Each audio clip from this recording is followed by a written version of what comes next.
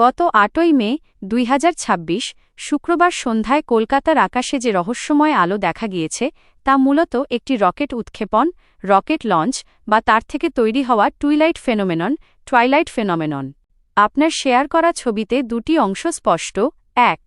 উজ্জ্বল বিন্দু, এটি মূলত রকেটের মূল অংশ বা ইঞ্জিন, যা মহাকাশের দিকে এগিয়ে যাচ্ছে। ২. আঁকাবাঁকা আলোর রেখা, এটি রকেটের ধোঁয়া বা এক্সজস্ট ট্রেইল। যখন রকেটটি বায়ুমণ্ডলের উপরের স্তরে পৌঁছায় তখন সেখানে থাকা বাতাসের গতিবেগের কারণে ধোঁয়াটি এমন আঁকাবাঁকা দেখায়। সূর্যাস্তের ঠিক পরেই এই ঘটনা ঘটে বলে দিগন্তের নিচে থাকা সূর্যের আলো অনেক উঁচুতে থাকা এই ধোঁয়ার ওপর প্রতিফলিত হয়, যার ফলে এটি রাতের অন্ধকারে উজ্জ্বল হয়ে জ্বলে ওঠে। কেন এমন দেখা যায়? উচ্চতা, রকেট যখন বায়ুমণ্ডলের খুব পাতলা স্তরে পৌঁছায় তখন এর ধোঁয়া অনেক বেশি ছড়িয়ে যায়। আলোর প্রতিফলন, একে টুইলাইট ইফেক্ট বলা হয়। মাটিতে তখন অন্ধকার থাকলেও কয়েকশো কিলোমিটার উঁচুতে রকেটের ধোঁয়ায় সূর্যের আলো সরাসরি পড়ে, যা আমাদের চোখে আলোকিত মনে হয়।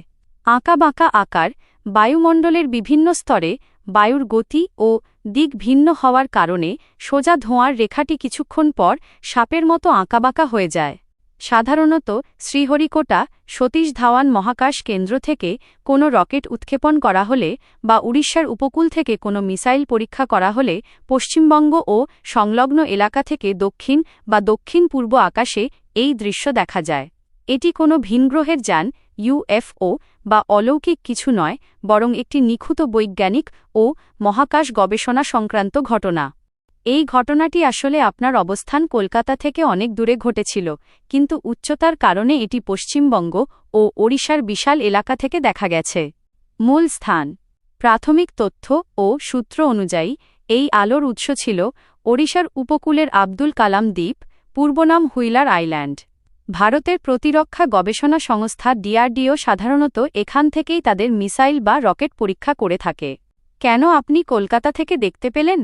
উৎক্ষেপণ কেন্দ্র, ওড়িশার এই দ্বীপটি কলকাতা থেকে আকাশপথে প্রায় 250-300 কিলোমিটার দূরে অবস্থিত। বিশাল উচ্চতা, রকেটটি যখন বায়ুমণ্ডলের ওপরের স্তরে প্রায় 100-200 কিলোমিটার বা তার বেশি উচ্চতায় পৌঁছায় তখন সেটি বিশাল এলাকা জুড়ে দৃশ্যমান হয়। তির্যক আলো, সূর্যাস্তের ঠিক পরেই রকেটটি উৎক্ষেপণ করা হয়েছিল।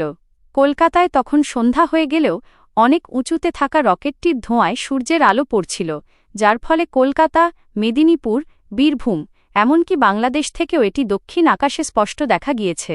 বিশেষ দ্রষ্টব্য, গতকাল ৮ই মে ২০২৬ এর এই ঘটনাটি নিয়ে জল্পনা রয়েছে যে এটি ভারতের নতুন কোনো শক্তিশালী মিসাইল, যেমন AGN-I-6 বা পূর্বনির্ধারিত কোনো সামরিক পরীক্ষার অংশ ছিল। সাধারণত জাতীয় নিরাপত্তার স্বার্থে এই ধরনের পরীক্ষার সঠিক ধরন তাৎক্ষণিকভাবে জানানো হয় না, তবে এটি যে একটি রকেট বা মিসাইল ট্রেইল ছিল তা নিশ্চিত।